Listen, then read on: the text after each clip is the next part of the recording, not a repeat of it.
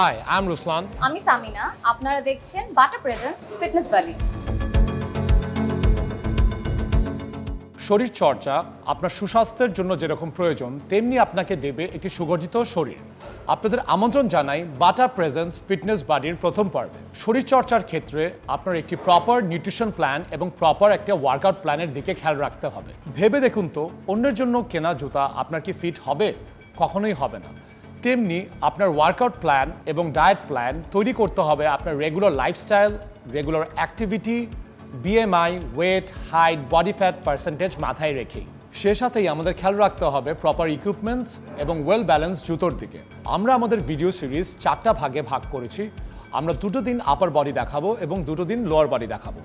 আজকে আমরা আপার বডি এ দেখাবো আর আমরা কভার করব চেস্ট, শোল্ডার এবং triceps. So let's get our workout started. আমাদের first workout will start with incline dumbbell press. So আমরা ভেরি লাইট ওয়েট ইউজ করবো, একটা ওয়ার্ম আপ সেট করবো অ্যান্ড আমরা এটার পর আরও 3টে অ্যাডিশনাল সেট করবো। We'll try to keep our repetition from 15 to 10 reps. So let's start with 2.5 on the first warm-up set.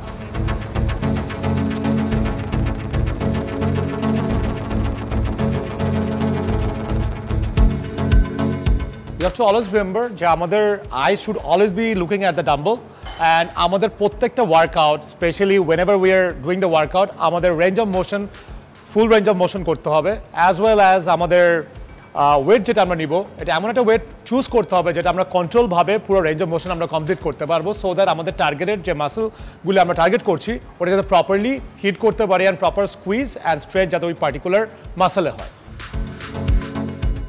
আমাদের নেক্সট ওয়ার্কআউট এটাও চেস্টের জন্য। এখানে আমরা ডাম্বল ফ্লাই করব। সিমিলারলি আমরা এখানেও একটা ওয়েট নেওয়ার চেষ্টা করবো that we can control for the entire range of motion. So let's see and watch it.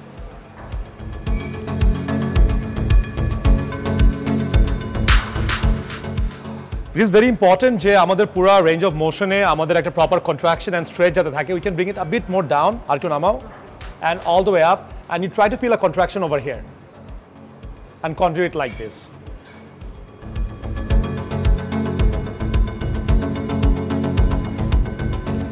যে আমাদের আপার পেকে হিট করছে as it's a incline bench and incline dumbbell fly করছি আমরা এখানে। So it's a very important part, and especially whenever you're wearing clothes or any other thing, you're going to have a better upper chest.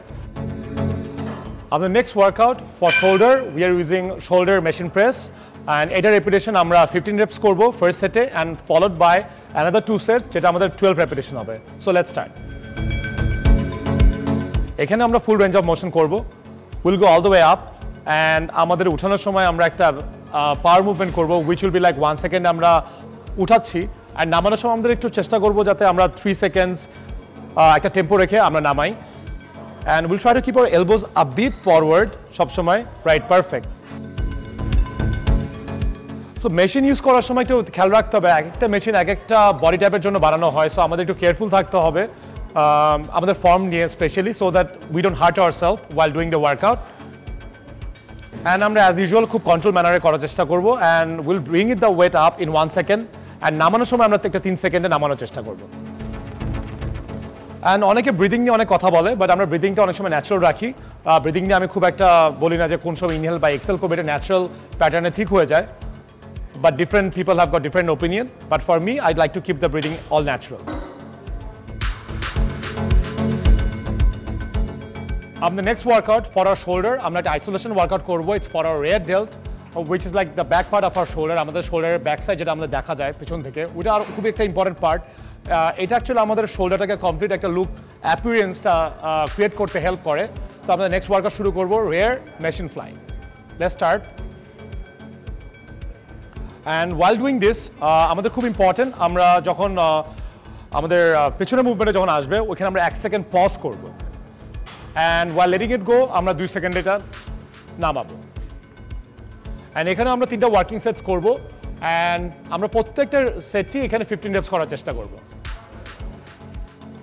And wait ট্রেনিংয়ের ব্যাপারে একটা জিনিস খেয়াল রাখতে হবে যে আমরা যে ওয়েটটা ইউজ করছি এটা খুব হেভি ওয়েট না, দ্যাট ইজ ট্রু, বাট এমন একটা ওয়েট আমাদের নিতে হবে যেটা অ্যাকচুয়ালি চ্যালেঞ্জিং হয়, যেটা করার সময় ডেফিনেটলি কষ্ট হবে, বাট এমন হবে না যে আমাদের ফর্ম এখানে কম্প্রোমাইজ যাতে না হয়।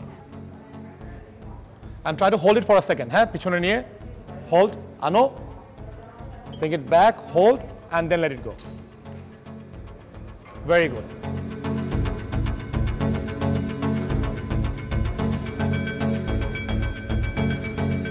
আমাদের আজকের আপার বডি এর ওয়ার্কআউটের লাস্ট ওয়ার্কআউট আমরা ট্রাইসেপ প্রেস ডাউন করবো অ্যান্ড এখানে আমরা ওয়ার্কআউট একটু ডিফারেন্টভাবে করবো as it's our last workout. তো এখানে আমরা একটা ওয়ার্ম আপ সেট করবো, it can be something around 10 থেকে 15 রেপস, বাট আমরা এন করবো কমপ্লিটলি 100 রেপস, 100টা রেপ আমরা এখানে করবো। সো হ্যাঁ, it's a lot of number.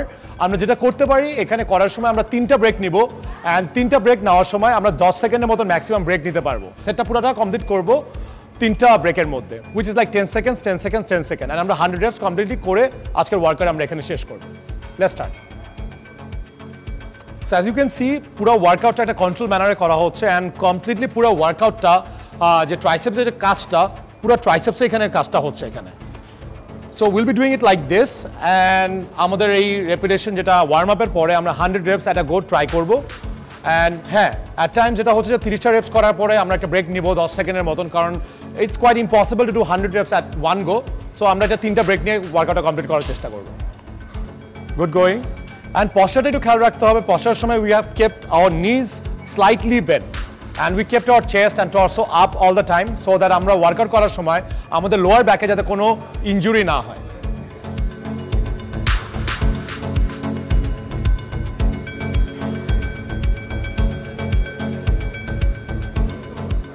শরীর গঠন এবং সুস্বাস্থ্যের জন্য আপনাদের কিছু টিপস জানিয়ে দিতে চাই। টিপস নাম্বার 1, যে কোনো ধরনের ওয়ার্কআউট শুরু করার আগে ভালোভাবে ওয়ার্ম আপ করে নিতে হবে। টিপস নাম্বার 2, ওয়ার্কআউটের সময় ফর্ম এবং প্রপার পশ্চার মেনটেন করতে হবে। এবং টিপস নাম্বার 3, ওয়ার্কআউট শেষে ভালোভাবে কুল ডাউন করতে হবে।